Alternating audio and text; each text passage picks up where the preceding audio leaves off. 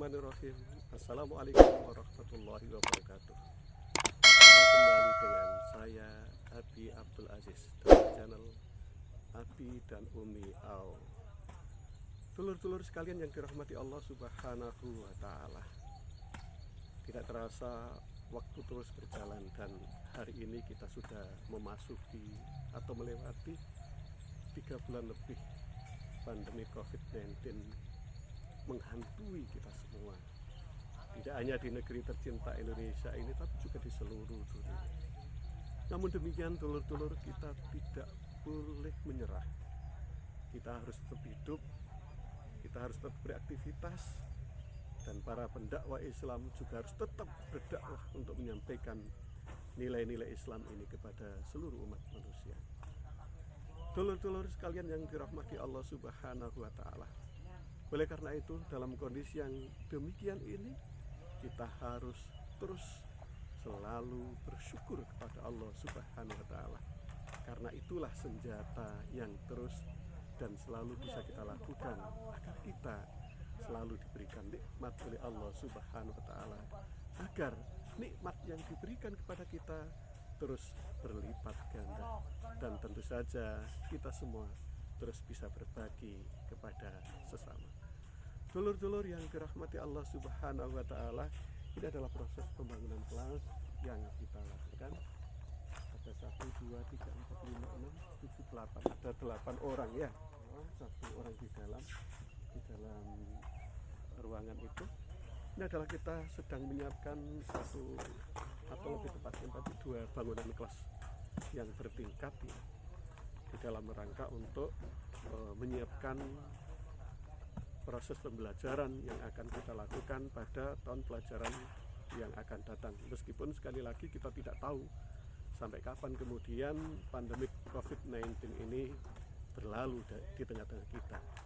Tetapi setidaknya kita sudah menyiapkan semuanya. Ketika anak-anak telah datang ke Bali, ke sekolah kita, ke pondok kita, anak-anak merasakan lebih nyaman karena ada kelas baru yang bisa digunakan sebagai media atau tempat untuk pembelajaran mereka. Dulur-dulur sekalian yang dirahmati Allah Subhanahu wa Ta'ala, jadi kalau kita lihat ini proses pembangunannya ini memang tergolong kuat, dulur-dulur ya. Jadi ini memang kita desain 3 lantai gitu ya, supaya nanti tanah yang tidak banyak atau belum luas, tanah yang kita miliki ini mampu menampung seluruh anak-anak kita. Jadi setidaknya kalau kemudian ini 2 petak ini selesai ya, nanti kita akan insya Allah pelan-pelan nanti akan kita lakukan pembongkaran gedung yang sudah ada itu. Kenapa kita bongkar? Karena memang itu dulu kita membuatnya di tahun 2010, 2011, karena memang kita mengejar target gitu. Di samping dana juga belum ada pada saat itu, tapi bagaimana kemudian proses pendidikan di Pondok Pesantren Baron ini bisa kita laksanakan gitu ya. Oleh karena itu kemudian kita juga sebenarnya produksi sendiri pada saat itu batako ya. Jadi tampak temboknya ini adalah tembok batako ya. Jadi tembok batako itu adalah campuran antara semen kemudian dengan air tentunya dan pasir ya kan, kita cetak dengan alat tertentu dan kemudian menjadi seperti bata seperti itu. Hari ini barangkali sudah tidak kita lakukan karena banyak perkembangan di dunia teknik sipil ya, terutama di pembuatan bata ya. Sekarang ada bata ringan dan di samping batu merah ya ada bata ringan yang kemudian secara praktis itu lebih mudah dilakukan di dalam pembangunan. Dulur-dulur sekalian yang dirahmati Allah Subhanahu wa Ta'ala, ini dalam kesempatan kali ini sebenarnya saya ingin menjawab sebuah pertanyaan gitu ya. Jadi kalau kemarin saya juga menjawab sebuah pertanyaan, hari ini saya juga ingin menjawab pertanyaan baru gitu ya dari para netizen atau yang kemudian chat WA kepada saya atau kemudian berkomunikasi langsung pada saya gitu ya. Pertanyaannya adalah, Abi Aziz, jenengan itu kan sebagai seorang ASN, sebagai seorang pegawai negeri gitu. bagaimana kemudian bisa mengatur seluruh aktivitasnya. Jenengan juga menjalankan aktivitas dakwah, kemudian jenengan juga mengelola Akikoh Berkah, kemudian mengelola pondok pesantren Baron yang kemudian cabangnya tidak hanya di Baron saja, tetapi ada di Jombang, kemudian ada di Kendari, ada di Pangkalan Bun, kemudian ada di Klaten, ada di Bogor, dan juga dalam tahap persiapan itu ada di Kendari, dan tentu saja juga mendampingi anak-anak yang kemudian sekolah di luar negeri gitu ya. Nah, pertanyaannya adalah bagaimana kemudian mengatur waktu, kemudian semuanya itu bisa dilakukan secara secara baik gitu. Di samping juga panjenengan kan juga sebagai seorang kepala rumah tangga dengan 5 putrinya kan begitu ya. Nah, dulur-dulur sekalian yang dirahmati Allah Subhanahu wa Ta'ala, saya tentu saja sangat bersyukur. Dalam video yang sebelumnya saya sudah menyampaikan bagaimana sekilas tentang kondisi orang tua saya pada saat beliau merawat kami semua, menyekolahkan kami semua gitu ya. Memang kemudian dari 5 bersaudara yang hidup, hanya 2 sebenarnya yang berkesempatan untuk sekolah sampai jenjang diploma 3 pada saat itu ya. Jadi saya sendiri dan tentu saja adik saya Pak Mahfud Effendi yang banyak terlibat dalam pondok pesantren ini dan juga dalam pengelolaan akikoh dan korban gitu ya. Dimana pada saat itu kemudian kita tuntas ya sampai dengan diploma 3 radiologi atau rongsen ya pada tahun 1995. Kemudian beberapa tahun berikutnya disusul oleh adik saya yang juga kuliah di diploma 3 UNESA ya, jadi dulu IKIP namanya, IKIP Surabaya, mengambil jurusan listrik kuat gitu ya. Nah, dulur-dulur yang dimuliakan Allah Subhanahu wa Ta'ala, jadi memang sejak kecil ya, mohon maaf, saya sudah sangat terbiasa bekerja karena kondisi orang tua yang memang membutuhkan bantuan. Jadi setidak-tidaknya adalah apabila kita pengen jajan itu tidak merepoti orang tua kita gitu. Nah, berangkat dari kondisi itu kemudian saya sejak kecil sudah terbiasa untuk belajar bekerja. Mulai ngiles, jadi ngiles itu memisahkan panenan padi itu dengan bulir-bulirnya itu ya. Jadi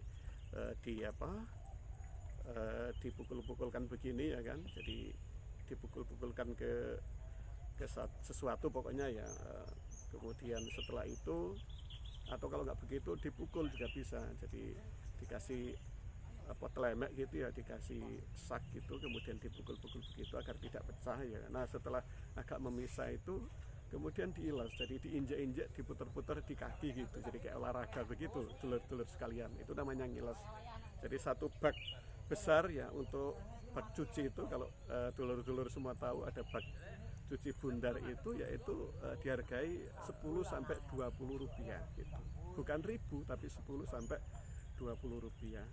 Memang pada saat itu tahun 80-an nilai uang kita masih kelihatan kecil, tapi sebenarnya sangat kuat pada saat itu ya. Beda dengan sekarang gitu ya. Jadi barangkali uang 1 juta itu tidak terlalu banyak. Kalau dulu itu uang 100 rupiah itu nilainya sangat besar sekali gitu ya. Karena bisa dipakai jajan minimal untuk beberapa kali. Kita cukup 15 sampai 25 rupiah lah jajan pada saat kita sekolah pada saat itu. Kemudian ketika saya SD itu di samping belajar bekerja ngiles itu juga mencari rumput, kemudian angon kambing, yang punyanya kan kambing orang tua biasa kan, orang desa gitu ya. Sampai kemudian saya kuliah juga sama, saya kemudian sampai kemudian saya sekolah di SMA, saya juga pelatihan bekerja gitu, jadi mengupas kacang kapri gitu. Jadi kacang kapri itu kalau di tanah itu ya warnanya ungu dulur-dulur, tapi kalau kemudian dikupas dan digoreng itu lezat ya kan, kacang kapri, atau ada yang menyebut kacang Bogor itu ya, itu adalah kacang kapri. Itu saya sudah biasa melakukan itu saat saya sekolah di SMA Negeri Setai Gresik. Kemudian saat saya kuliah itu juga begitu, saya sudah sangat biasa untuk belajar bekerja ya, mulai jualan, kemudian sablon dan seterusnya, beasiswa yang saya dapatkan dari PT Indosemen pada saat itu. Jadi terima kasih sekali pada PT Indosemen yang pada saat itu telah memberikan beasiswa kepada saya, ya kan, dalam 1 tahun sebenarnya dua semester ya, dapat 450.000 kali 2 berarti dapat 900.000 saya dalam 1 tahun itu. Lah semua uang itu saya belanjakan untuk beli alat-alat sablon gitu. Maka saya kemudian dengan uang beasiswa dari PT Indosemen itu, mohon maaf, tidak saya pakai untuk membayar kuliah ya. Kuliah saya pada saat itu kalau tidak khilaf itu 125.000 per semester ya, tidak saya pakai untuk membayar itu, tetapi kemudian saya gunakan untuk belanja alat-alat sablon. Jadi belajar nyablon seperti ini ada tulisannya TV Baron begitu, cuma dulu tidak TV Baron ya, saya belajar nyablon begini, nyablon hiasan, yang paling laris adalah sablon kartu nama, karena saya kuliah dan praktek di Rumah Sakit Dr. Sutomo. Di sana ada banyak perawat, banyak kenalan gitu ya, bidan, kemudian tenaga kesehatan lainnya, mereka suka pesen kartu nama gitu, dan saya biasa ya kan di sela-sela kemudian belajar agama, kemudian kuliah gitu ya, saya juga belajar bekerja dengan nyablon itu. Walhasil saya sudah sangat terbiasa bekerja dari kecil gitu.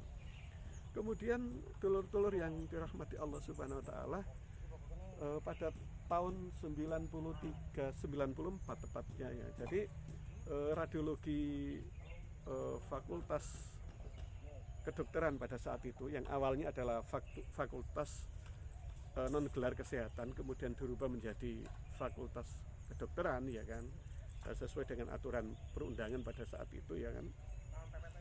Nah kemudian saya kebetulan menjadi panitia peringatan 10 tahun radiologi gitu. Disitulah dulur-dulur saya banyak belajar sekali gitu ya. Jadi bagaimana menyiapkan proses peringatan 10 tahun radiologi itu, ada seminar, kemudian ada temu alumni, dan ada acara bakti sosial dan berbagai macam acara yang lain yang kita kemas dalam 10 tahun radiologi gitu ya. Alhamdulillah saat itu saya juga, nah ini orang desa ya, jadi luar biasa orang desa. Kemudian saya diajak oleh guru kami ya kan, pembimbing kami, kepala jurusan pada saat itu kami, almarhum Profesor Dr. Muhammad Subagio Singgih, spesialis radiologi gitu ya. Jadi, saya bersama dengan beberapa teman yang lain itu diajak menemui Bapak Gubernur pada saat itu di Gerahadi Surabaya. Jadi yang terhormat Bapak Basuki Sudirman pada saat itu ya, seorang gubernur mantan jenderal gitu ya, yang kemudian menjadi gubernur Jawa Timur. Jadi saya diberi kesempatan untuk beraudiensi dengan beliau bersama guru kami pada saat itu yang terhormat almarhum Bapak Profesor Dr. Muhammad Subagio Singgih, spesialis radiologi itu. Kita bertemu, ngobrol, dan kemudian ya ujung-ujungnya karena kita memang aslinya minta support gitu. Jadi support bagaimana mungkin enggak beliau gubernur itu bisa membuka acara peringatan 10 tahun radiologi itu, tapi karena kesibukannya beliau, alhamdulillah kemudian diwakili oleh salah seorang perwakilan dari beliau, dan kemudian panitia diberi sumbangan yang menurut kami sesuatu yang sangat besar, yakni 2,5 juta pada tahun itu 1994 gitu. Yang menarik yang ingin saya sampaikan kepada dulur-dulur sekalian adalah pada saat itu justru saya kemudian belajar bagaimana kemudian memanage aktivitas saya, memanage diri saya, agar kemudian seluruh aktivitas saya itu tidak kemudian porak-poranda bahasa saya, atau pateng selengkrah bahasa Jawanya gitu ya. Lah pada saat itu saya yang masih ikut mbak saya yang ada di Mulyorejo, Mbak Asimpen namanya, terima kasih Mbak Asimpen, yang juga telah membantu saya pada saat itu di rumah beliau itulah saya tadi nyablon itu ya. Nah yang menarik adalah saya kemudian kepikiran pada saat itu, saya nggak tahu kemudian idenya itu dari mana, tapi yang jelas tiba-tiba saya punya ide gitu, yakni apa, mencatat seluruh apa yang saya laksanakan pada hari itu. saya biasanya 10 agenda yang akan saya catat dalam secarik kertas gitu. Jadi saya pagi-pagi itu biasanya dulur-dulur diminta bantuan oleh mbak saya sebelum saya berangkat kuliah itu untuk belanja berbagai macam keperluan ya yang mau dijual oleh mbak saya ya. Mohon maaf, gula, kemudian kopi, teh dan sebagainya ya. Nah kemudian ada kertas tebal di situ itu yang kemudian selalu saya gunting gitu ya. Kemudian saya tulis sampai 10 aktivitas harian yang saya lakukan. Jadi misalnya kuliah jam 9 sampai jam 10 saya tulis. Kemudian yang kedua nanti itu jam 11 sampai jam 1 misalnya saya berkunjung ke PT Murti misalnya ya. Jadi memfollow up atau mengantar surat kepanitiaan. Kemudian nanti selanjutnya ya, antara jam 11 sampai jam 1 misalnya saya datang ke PT Murti Indah Sentosa, kemudian saya datang ke PT Raja Wali Nusindo misalnya, saya datang lagi misalnya ke PT OneMed atau apa dan seterusnya misalnya gitu ya, saya tulis semua. Kemudian ada aktivitas apa lagi setelah kuliah itu, oh misalnya nanti saya itu terjadwal ngaji misalnya, maka saya tulis nomor berapa, nomor 7 misalnya ngaji gitu. Intinya setiap hari itu saya membuat satu catatan harian yang akan saya lakukan dalam satu hari itu. Saya rata-rata menulisnya itu 10 tulisan, 10 agenda aktivitas yang saya lakukan. Kemudian yang setiap selesai saya lakukan, maka kemudian itu saya coret gitu. Nah, dari 10 agenda yang sudah saya tetapkan itu kira-kira berapa yang bisa kemudian saya tulis, saya laksanakan dan kemudian saya coret. Oh ternyata hanya bisa 6 misalnya, maka berarti ada 4 agenda hari ini yang belum saya tulis gitu.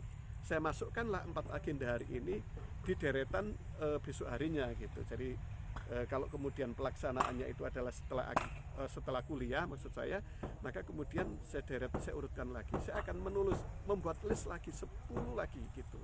Terus setiap hari begitu, setiap yang sudah saya kerjakan saya coret, yang tidak bisa saya kerjakan hari itu maka kemudian saya pindah kepada hari berikutnya sampai dulur-dulur sekalian acara peringatan 10 tahun radiologi itu selesai, kurang lebih 3 bulan lah. Saya terbiasa untuk mencatat seluruh agenda yang saya kerjakan dan kemudian mencoret setiap agenda pekerjaan yang sudah selesai saya lakukan. Nah, kurang lebih demikian dulur-dulur selama kurang lebih 3 bulan. Dan alhamdulillah saya merasakan hal yang luar biasa. Setelah 3 bulan berlangsung itu, kejadian itu ternyata kemudian mendarah daging. Mohon maaf saya sebut mendarah daging karena kemudian setelah bulan ke-4, bulan ke-5 itu saya tidak lagi perlu untuk mencatat. Dan sampai hari ini tidak perlu lagi mencatat. Saya akan membuat satu list aktivitas harian ya kan. Saya ucapkan begitu, saya nanti hari ini misalnya Senin tanggal 15 Juni 2020 maka saya melakukan 1, 2, 3, 4, 5 begitu ya. Kemudian saya evaluasi dan mana-mana yang kemudian tidak bisa kita laksanakan besok kemudian baru kita laksanakan. Tetapi rata-rata adalah yang sudah saya list itu adalah yang memungkinkan untuk bisa saya laksanakan hari ini sehingga tidak perlu menunda pekerjaan itu di besok hari gitu. Dulur-dulur sekalian yang dirahmati Allah Subhanahu wa taala, kurang lebih seperti itulah yang kemudian saya lakukan dan alhamdulillah ini dengan cara itu saya betul-betul mampu mengoptimalkan aktivitas harian saya dan kemudian dengan banyaknya aktivitas yang saya lakukan itu bisa saya bagi dengan sebaik-baiknya gitu. Jadi kalau misalnya saya ASN, kalau ASN itu otomatis kan nggak bisa diganggu gugat ya, jam 7 masuk itu artinya saya berangkat jam 6, jam 6.15 saya berangkat dari rumah. Kemudian bekerja, kalau sudah bekerja itu karena kita menangani pasien, maka di jam itu kita tidak bisa kemudian melakukan pekerjaan-pekerjaan di luar rumah sakit. Ya, kenapa? Karena sekali lagi yang kita kerjakan adalah kita menghadapi seorang pasien yang harus kita bantu, yang harus kita tolong begitu ya. Sehingga kalau disambi tentu tidak bisa. Nah, insya Allah saya di rumah sakit itu sampai jam 14.00 ya. Perjalanan pulang ya sekitar 30 menit ya, 2:30 lah kurang lebih saya nyampe di rumah. Nah pada saat itulah kemudian saya biasanya mengerjakan berbagai macam hal ya kan, termasuk kemudian pesantren itu ya kan, jadi saya berangkat itu ada waktu sekitar 30 menit, itu saya biasa koordinasi dengan tim yang ada di saya gitu ya, yang membantu saya. Saya paling sering berkomunikasi dengan sekretaris dan bendara ya kan, karena kalau sudah ke bawah itu sekarang alhamdulillah karena sistemnya sudah terbangun ya, itu kemudian bisa kita laksanakan sesuai dengan amanah-amanah masing-masing gitu. Jadi sekitar 120 orang yang ada di Pondok Pesantren Baron Pusat ini ya membantu saya di dalam mengelola sekolah dan pondok pesantren, dan saya tanamkan kepada teman-teman bahwa sekolah dan pondok pesantren ini bukan miliknya Abi Abdul Aziz. Saya bilang begitu, bahwa betul yang mendirikan adalah salah satunya adalah saya, Abi Abdul Aziz, tetapi tidak kemudian sekolah itu menjadi milik saya. Semua orang terlibat itu adalah pemilik sekolah ini. Ini menjadi menjadi kekuatan bagi kita bahwa siapapun yang terlibat dalam lembaga ini, mau kemudian mohon maaf bapak tukang misalnya yang lagi istirahat makan ya, sudah jam 8 kayaknya itu, kemudian para ustadz-ustadzah, para karyawan dan semua yang terlibat, bahkan para santri dan wali santri ini, kita sampaikan pada beliau-beliau semua bahwa ini adalah pesantren, ini adalah milik kita semua gitu. Nah, sebagai bukti bahwa santri kita baru 510-an, tetapi 510 itu dikelola oleh banyak orang gitu. Jadi budapurnya saja, dulur-dulur sekalian, itu ada timnya, tim budapur yang masak itu ada 25 orang. Kalau itu dianggap bisnis ya kan, maka tidak masuk ya kan. Lembaga pendidikan ini bukan kita anggap bisnis, lembaga pendidikan ini kita anggap sebagai satu cara bagi saya dan teman-teman yang tergabung dalam pondok pesantren ini untuk terus berihtimam kepada Islam dan kaum muslimin, bahwa kemudian para karyawan dapat bisaro, dapat gaji, ustadzah dapat gaji, karyawan dapat gaji ya, kemudian budapur dan semuanya dapat gaji, itu adalah karena memang mereka melakukan suatu aktivitas yang memang berhak untuk mendapatkan itu gitu ya, mendapatkan itu semua di dalam rangka untuk melangsungkan kehidupan mereka bersama keluarga mereka tentunya begitu ya. Tetapi bahwa kita selalu menanamkan kepada teman-teman semua bahwa lembaga ini adalah milik kita bersama begitu. Nah, setiap pagi hari itu ya kan, sambil diantara bekerja itu saya kemudian berkoordinasi dengan banyak teman-teman gitu ya, sekretaris, bendara, para ketua dan sebagainya, termasuk pembangunan begini ini saya biasa datang setelah subuh itu 5:30 begitu, saya keliling untuk melihat proses pembangunan, dan setelah proses pembangunan itu berjalan 6:30 mereka masuk, saya biasanya suka telepon kepada para mandor lah gitu ya, para mandor untuk kemudian kira-kira ini yang bisa dilakukan gitu, hanya sekedar ngasih masukan karena PJ-nya juga sudah ada sendiri begitu. Kemudian akikah juga begitu, alhamdulillah sudah jalan ya kan, ada sekitar 25 orang yang terlibat dalam tim akikah kita itu, jadi akikah berkah dan akikah kita ya, sehingga kemudian tentu tidak setiap hari, setiap saat saya harus nongkrongi, bahwa kemudian progresnya harus dilaporkan ke saya, iya, tetapi tidak kemudian setiap saat saya harus nongkrongi bagaimana teman-teman masak ya kan, saya bisa mengevaluasi itu dari laporan-laporan yang dilakukan ya, baik itu laporan harian, mingguan ataupun bulanan, dan memimpin rapat-rapat mereka gitu. Kemudian aktivitas dakwah, nah ini tentu kemudian ini nggak bisa diwakilkan gitu ya, jadi agenda-agenda dakwah, mengisi pengajian itu biasanya saya lakukan setelah maghrib dan setelah isya begitu ya.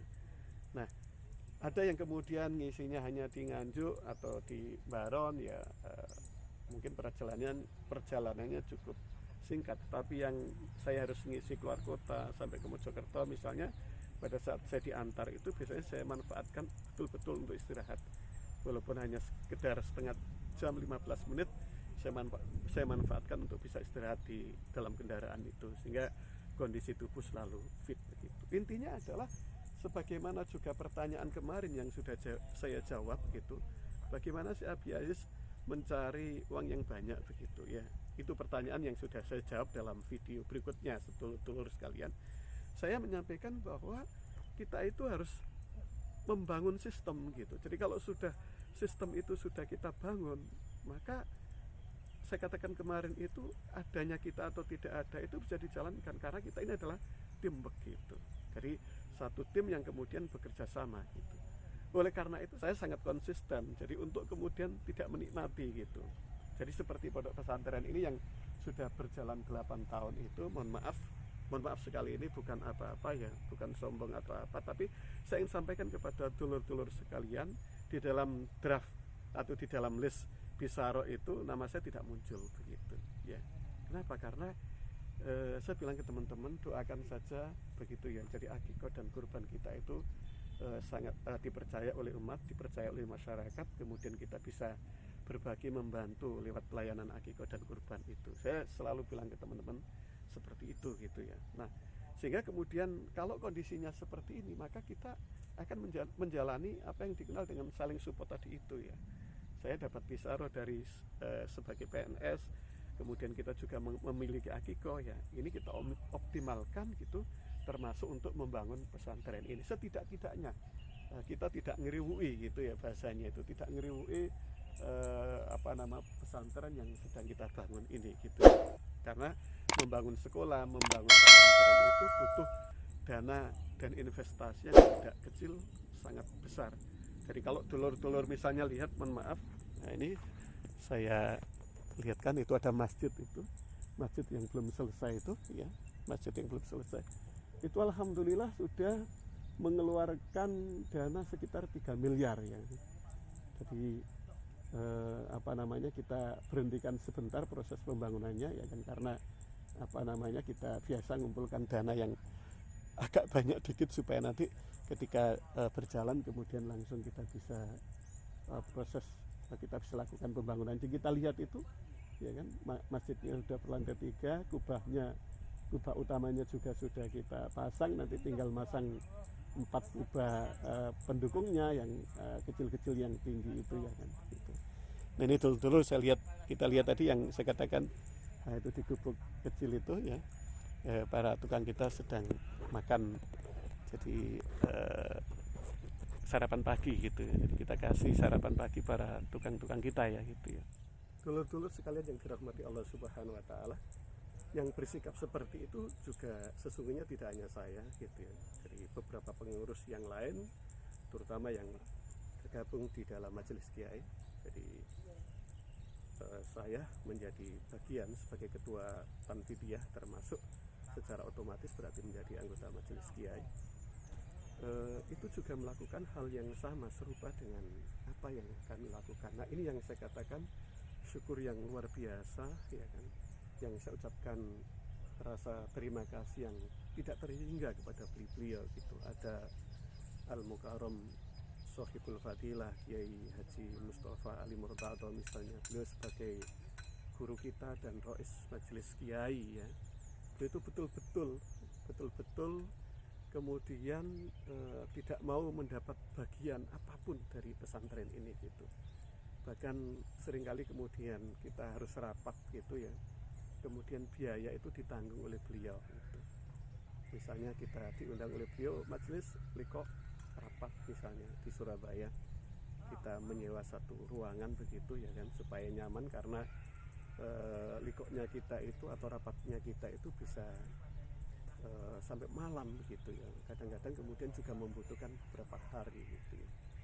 Nah itu biaya ruangannya, makannya kita itu yang awalnya bendahar yang mengeluarkan, itu kemudian disupport gitu ya. Jadi biayanya berapa itu kemudian ditransfer oleh beliau kepada kita, itu luar biasa.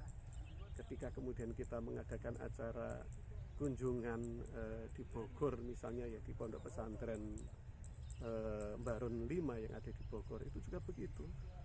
Beliau menginap satu malam di sana ya, kemudian beliau kemudian juga harus makan dan minum, seluruh biaya satu kamar hotelnya itu ya, kemudian seluruh kebutuhan beliau itu juga kemudian ditanggung beliau sendiri gitu. Nah seperti itu. Nah ada yang lain misalnya Al-Mukarram Kiai Haji Muhammad Arodi, kemudian Al-Mukarram Kiai Haji Khairi Sulaiman gitu ya. Jadi kalau Kiai Haji Muhammad Arodi ini adalah konsulen ya, jadi motivator dan seterusnya begitu ya. Beliau banyak mengisi dari satu training guru ke training guru yang lain begitu, sehingga beliau ini juga begitu gitu, ngisi di pondok begitu, memberikan satu grading kepada para guru-guru kita itu ya hanya sekedar transportasi untuk pengganti bensin saja, alhamdulillah itu juga tidak benar. Tidak kalah menarik juga Al-Mukarram Kiai Khairi Sulaiman gitu ya. Jadi beliau ini adalah seorang konsultan di pemerintahan gitu ya. Jadi banyak Pemprov dan Pemkab serta pemerintahan wali kota gitu yang dibantu atau disupport oleh beliau begitu ya, di dalam rangka ya posisinya beliau sebagai konsultan begitu. Nah, beberapa para pengurus yang lain juga demikian, dan inilah yang kemudian menjadikan lembaga ini semakin kuat menurut saya secara setidaknya adalah secara komitmen gitu ya. Jadi komitmen kita itu kuat bahwa apa yang kita lakukan ini adalah di dalam rangka untuk ihtimam kepada Islam dan kaum muslimin begitu.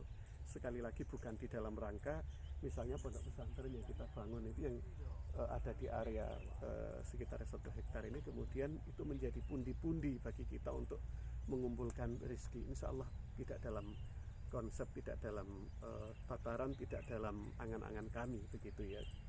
Insya Allah Allah memberikan jalan kepada kita semua ya, kepada para pengurus majelis, dan mohon doanya dari panjenengan semua agar kemudian kita masih diberikan kesehatan, kesabaran, dan juga tadi itu untuk bisa mengabdikan ilmu dan kemampuan kita untuk pesantren yang kita cintai ini. Dan alhamdulillah kita sudah mulai panen SDM dulur-dulur sekalian gitu ya. Jadi angkatan pertama dari SMA Pondok Pesantren Baron ini sudah tahun ini adalah tahun kelulusan bagi mereka yang mengambil kuliah S1. Jadi kalau yang D3 kemarin ada satu santri kita yang sudah lulus ya kan.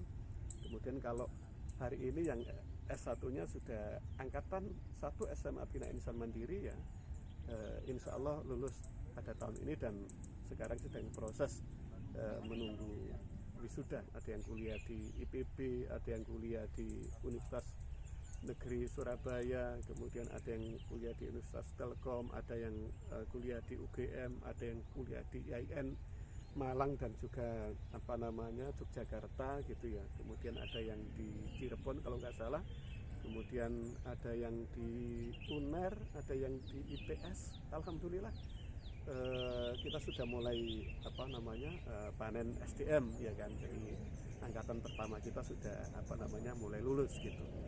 Sementara yang ke luar negeri karena mereka mundur 1 tahun ya, rata-rata mereka tahun ini masuk tingkat yang keempat gitu.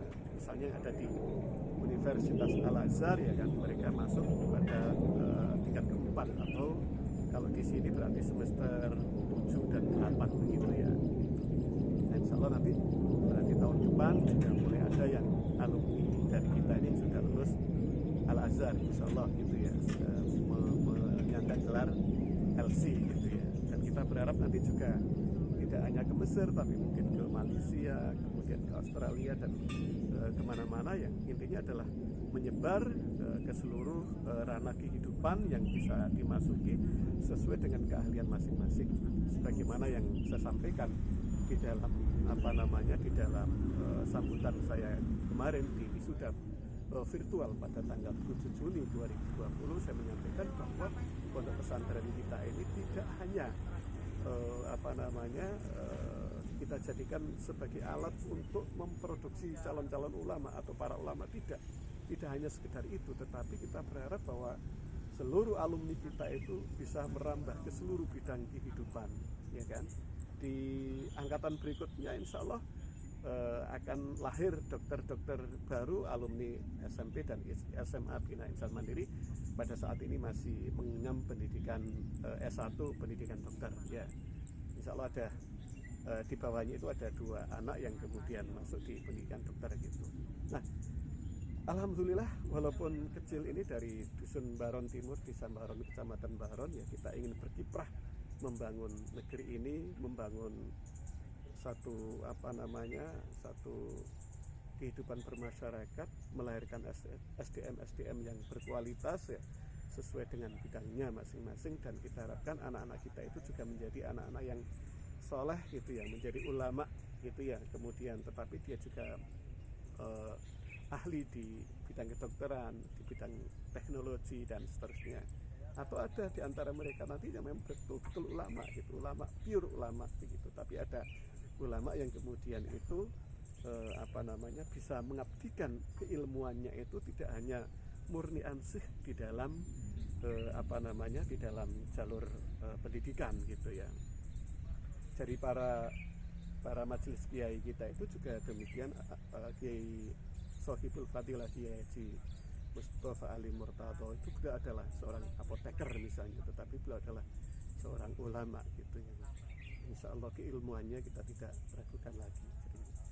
Jadi Kiai Khairi Sulaiman misalnya juga sama, beliau adalah konsultan dan di satu sisi adalah sebagai pendidik yang terus mengembangkan ini gitu. Jadi kepala harian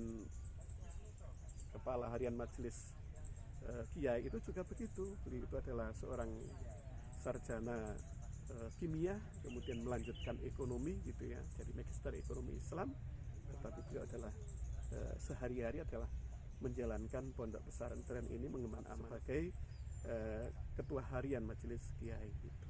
Nah, ini yang sebenarnya kita harapkan kepada anak-anak kita gitu. Jadi merambah kepada seluruh bidang kehidupan, tetapi yang tidak kalah penting adalah anak-anak kita itu nanti juga ada menjadi seorang pengemban dakwah, bisa mendirikan pesantren di mana-mana begitu. Tetapi ya tadi itu dokter tapi punya pesantren, kelihatannya keren, asik. Seorang teknokrat, peneliti, tetapi juga seorang ulama, seorang dai misalnya. Itu yang sebenarnya kita harapkan. Jadi goal setting dari pondok pesantren kita yang kita cintai. Nah, kembali ke topik persoalannya adalah karena sistem yang saya bangun itu, maka kemudian pekerjaannya itu kita bagi sesuai dengan amanahnya masing-masing. Pada saat saya memberikan arahan, mohon maaf sedikit saya menyampaikan, pada saat saya memberikan arahan misalnya ya, jadi ketika ada kepala sekolah, kemudian kepala sekolah itu mempunyai wakil-wakil dan guru-guru itu ya kan, artinya apa? Artinya adalah bahwa kegiatan kepala sekolah itu, walaupun beliau itu adalah seorang pemimpin di sekolah, baik di SMP atau SMA tadi itu, tetapi kemudian kekuasaannya itu tidak mutlak. Mutlak dalam arti kemudian semua harus di take over sendiri oleh kepala sekolah itu.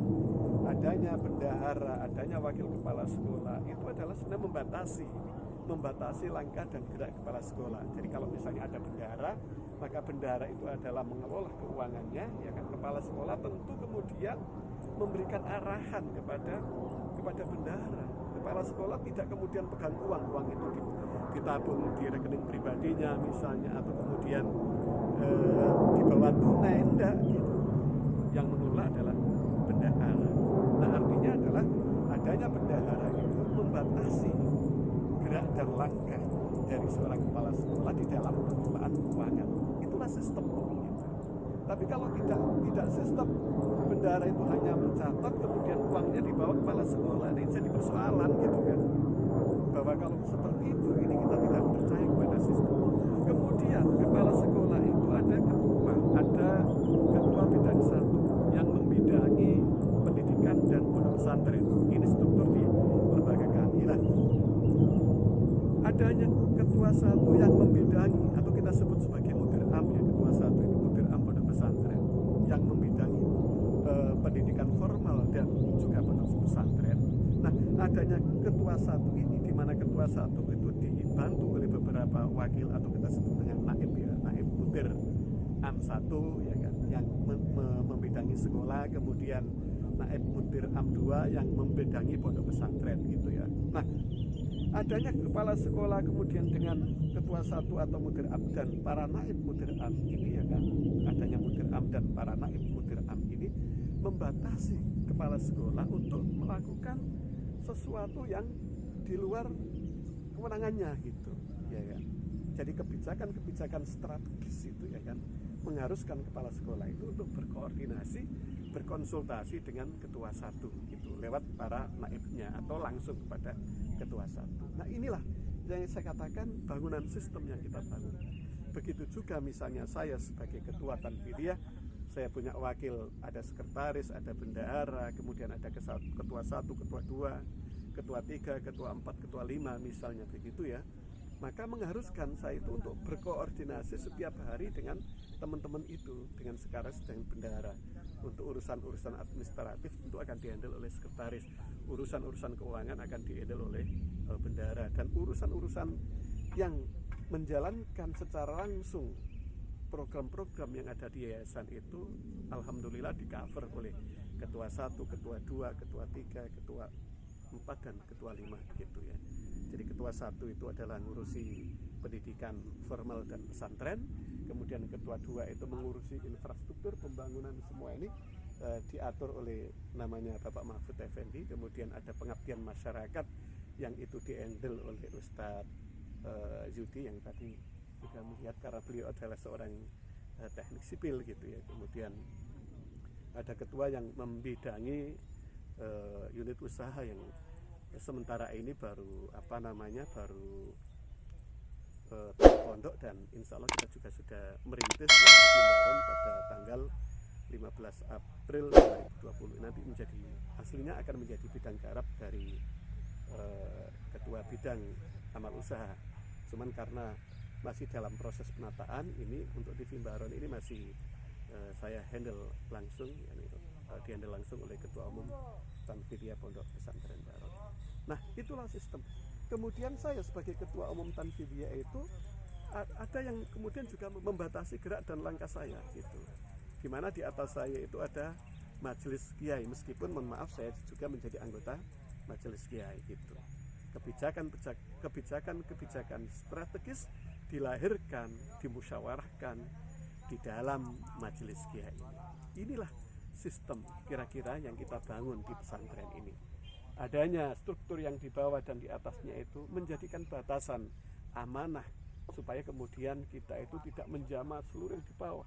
Bayangkan kalau kemudian saya sebagai ketua Tanfidiyah itu kemudian mengurusi santri, mengurusi mengurusi guru, para ustadz dan karyawan secara langsung, maka struktur yang ada di bawah saya akan tidak bisa bekerja optimal. Nanti jangan-jangan saya salah, nanti jangan-jangan kemudian akan di take over langsung oleh Abi Aziz gitu ya. Nah, tidak begitu. Jadi kepercayaan itu kita berikan, kita amanahkan kepada struktur yang kita buat gitu ya, sesuai dengan amanah masing-masing gitu ya. Jadi adanya struktur di bawahnya dan di atasnya itu adalah membatasi kebijakan dan langkah gitu. Kalau yang di bawah berarti nanti kemudian harus didistribusi pada timnya gitu ya. Mereka melakukan rapat mingguan misalnya, kemudian barangkali juga ada rapat harian dan seterusnya, mereka sudah susun semuanya itu, dulur-dulur semua gitu. Inilah bangunan sistem yang kita bangun di Pondok Pesantren Baron, sehingga kalau pertanyaannya bagaimana Abi Aziz sebagai seorang ASN masih bisa mengontrol, mengurusi pondok pesantren gitu ya, yang santrinya lebih dari 510 untuk yang di pusat, belum playgroup-nya, belum TK-nya, belum cabangnya dan seterusnya gitu ya, belum yang di luar negeri ya kan. Bagaimana mengurusi ya, sekali lagi karena bangunannya ini adalah bangunan sistem tadi, itu yang pertama. Yang kedua, kita sampaikan kepada seluruh tim kita bahwa pesantren ini adalah pesantren milik bersama, bukan hanya miliknya Abi Aziz, tetapi milik seluruh keluarga besar yang tergabung dalam Pondok Pesantren Baron ini. Kita bermohon kepada panjenengan semua, para netizen, para dulur-dulur semua ya kan, agar saya dan seluruh pengurus diberikan kesehatan oleh Allah Subhanahu wa taala sehingga tetap bisa berkhidmat kepada Islam dan kaum muslimin, khususnya melalui jalur pesantren dan sekolah yang kita rintis ini. Dulur-dulur yang dimuliakan Allah Subhanahu wa taala, demikian juga dulur-dulur dengan Akikah Berkah yang saya rintis ya. Jadi kalau saya kebetulan berkecimpung di bidang perkambingan itu sejak tahun 1999. Jadi kalau di tahun Hijriah ya 1419 Hijriah. Jadi awalnya hanya ngurusi korban saja dalam program Tebarewan Kurban yang saya katakan dalam video sebelumnya itu ya, saya menjadi mitra pemberdayaan oleh Dompet Duafa Jakarta gitu ya. Tepatnya adalah tahun 2007, yakni pada tanggal 18 Juli 2007 saya mendirikan bersama teman-teman itu mendirikan Akiko Berkah ya, yang diawali dari pembangunan warung pada saat itu ya. Karena dananya juga tidak banyak ya, boleh dikatakan saya nggak punya dana pada saat itu, tapi saya punya pengalaman mengelola perkambingan. Saya dekat dengan banyak peternak ya kan, saya kenal banyak pedagang kambing gitu ya, dan modal ini kemudian kita mendirikan warung sate dan gulai di Kediri, di depan Pondok Pesantren Lirboyo Kediri gitu. Sampai kemudian akhirnya 2009 akhir kita tutup warung itu dan kita konsentrasi membangun Akiko Berkah. Nah, dulur-dulur sekalian yang dirahmati Allah Subhanahu wa taala, pada saat saya membangun warung dan juga Akiko Berkah itu ya kan, itu alhamdulillahnya kerja saya itu adalah kerja shift. Jadi kerja di mana pola kerjanya itu adalah pagi-pagi, sore-sore, malam-malam, dan libur-libur. Jadi ketika pagi otomatis saya tidak bisa mengerjakan pekerjaan Akiko Berkah, tetapi begitu saya masuk sore dan masuk malam, apalagi masuk saya libur, maka saya bisa optimalkan membantu tim yang saya susun itu untuk mengelola Akiko Berkah gitu. Sampai kemudian 2016 dulur, jadi belum lama ya, 2016 saya masuk pagi kembali ya kan, jadi di ASN itu, dan alhamdulillah secara teknis Akiko Berkah itu sudah settle, sudah berjalan, artinya tanpa ada saya atau tidak, Akiko ini sudah alhamdulillah diberikan kemudahan oleh Allah SWT, sudah bisa berjalan dan menghidupi banyak karyawan. Jadi ada sekitar 25 orang yang tergabung dalam tim ini, dan sekitar 10 mungkin ya, sekitar 10 alhamdulillah sudah kita berangkatkan umroh gitu. Jadi ini adalah mohon maaf bukan apa-apa ya, tetapi ini adalah bagian dari tahadus binikmah, bahwa apapun hasilnya itu seperti yang saya sampaikan dalam video-video kami sebelumnya, hasilnya itu akan kita nikmati bersama-sama. Tidak begitu asik hasil Akiko Berkah itu kalau kemudian juga saya nikmati secara pribadi dan keluarga. Insya Allah demikian. Makanya kita terus berbagi, kita terus saling bantu, kita saling support di antara tim yang ada ini. Nah, kira-kira seperti itu dulur-dulur sekalian gitu ya, sekilas bagaimana sih saya mengelola Akiko, saya mengelola kurban, saya kemudian mengelola pondok pesantren dan memiliki lebih dari 6 cabang gitu ya, pondok pesantren Baron itu. Dan di satu sisi saya juga seorang ASN yang kemudian harus betul-betul mencurahkan waktu dan tenaga itu ya, setidaknya mulai dari berangkat sampai pulang itu ya dari jam 6:04 sampai kemudian setengah 3 atau jam 3 sore begitu ya. Nah, saya mengelolanya seperti itu. Intinya adalah kita harus bekerja sama, tidak ada pekerjaan apapun yang kemudian bisa kita selesaikan, kita kerjakan secara mandiri. Saya selalu mengingatkan pada seluruh tim bahwa di dalam sebuah tim itu tidak ada yang lebih penting gitu. Semua anggota tim itu penting gitu. Dulur-dulur bisa bayangkan misalnya saya sebagai seorang ketua umum Tanfidiyah Pondok Pesantren Baron. Kemudian kita memiliki dapur Pondok Pesantren Baron. Kemudian ada petugas kebersihan misalnya. Dengan 510 anak ditambah dengan seluruh karyawan itu dan para tukang itu, setiap hari kita itu ngopeni orang sekitar 700 orang. Jadi bukan jumlah yang kecil gitu ya. Makanya tadi tenaganya itu sampai timnya itu 25 orang. Coba dulur-dulur kemudian analisa, andai kata dapurnya itu tidak mau masak, mereka mogok seharian, seminggu misalnya gitu, mereka nggak mau masak misalnya, seminggu tidak mau masak. Posisi penting ketua umum Tanfidiyah ada di mana? Gitu. Nggak penting. Kenapa? Karena seorang ketua umum Tanfidiyah Pondok Pesantren itu tentu tidak bisa masak, apalagi untuk masak ngopeni orang yang jumlahnya tidak sedikit, 700 orang itu ya.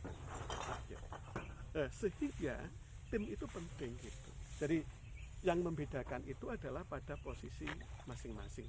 Begitu juga para tukang yang membantu membangun pesantren ini. Andai kata misalnya para tukang ini tidak mau bekerja, malah saya bekerja sama Pondok Pesantren Baron, malah saya bekerja dengan Abi Hayus nggak digaji misalnya, nggak dapat bayaran gitu, ya sudah, maka proses pembangunan ini tidak bisa berlangsung kan begitu. Maka sekali lagi semua tim itu penting gitu, semua tim itu penting, yang membedakan itu adalah amanah dan posisinya masing-masing gitu.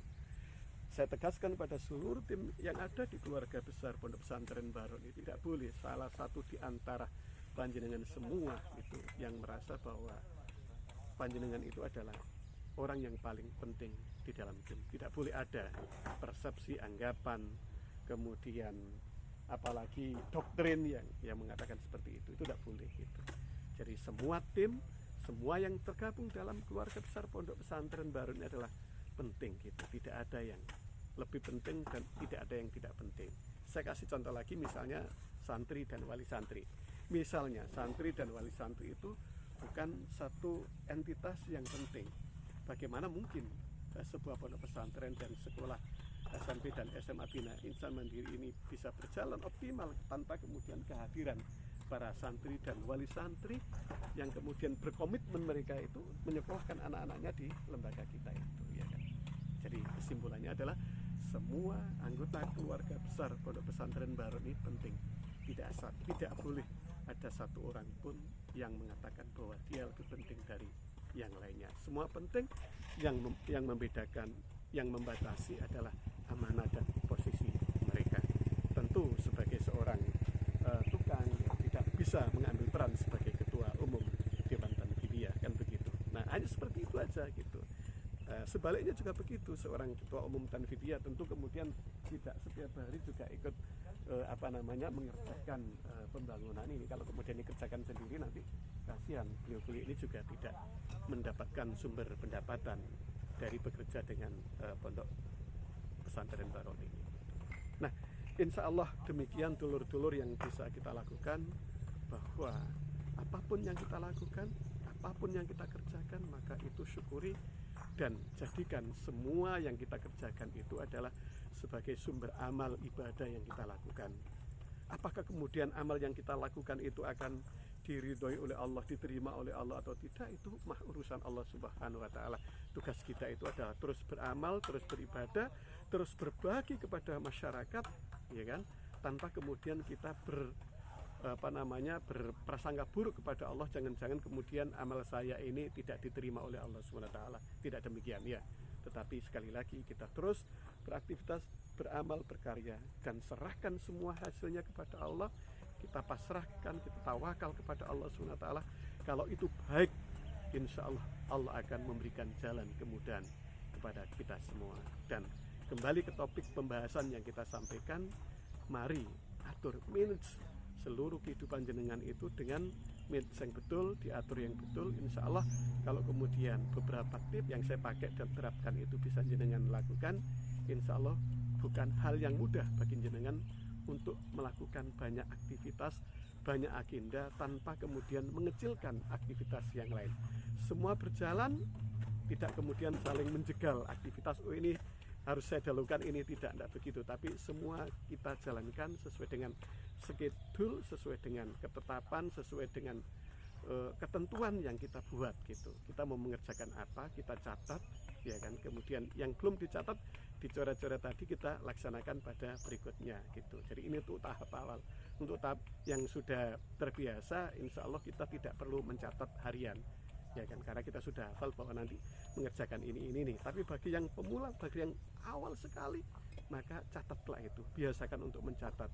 Nggak usah banyak-banyak, 5-10 aktivitas harian yang sudah dikerjakan dicoret, yang kemudian belum selesai dikerjakan di waktu utama pada esok harinya. Demikian yang bisa saya sampaikan kepada dulur-dulur semua.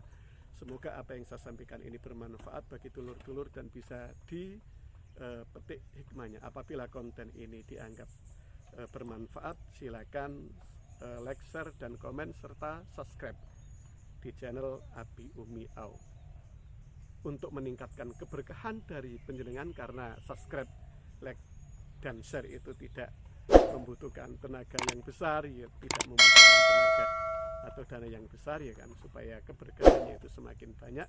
Jangan lupa juga untuk di subscribe Santri Kuliner Channel yang ada di sini nih ya kan, dan kemudian TV Baron yang ada di sini ya kan. Insya Allah dengan mensubscribe Abi Umi, kemudian mensubscribe Santri Kuliner Channel, dan juga mensubscribe TV Baron ya kan, keberkahan akan terus mengalir kepada panjenengan semua. Salam sukses berkah dari Abi Abdul Aziz.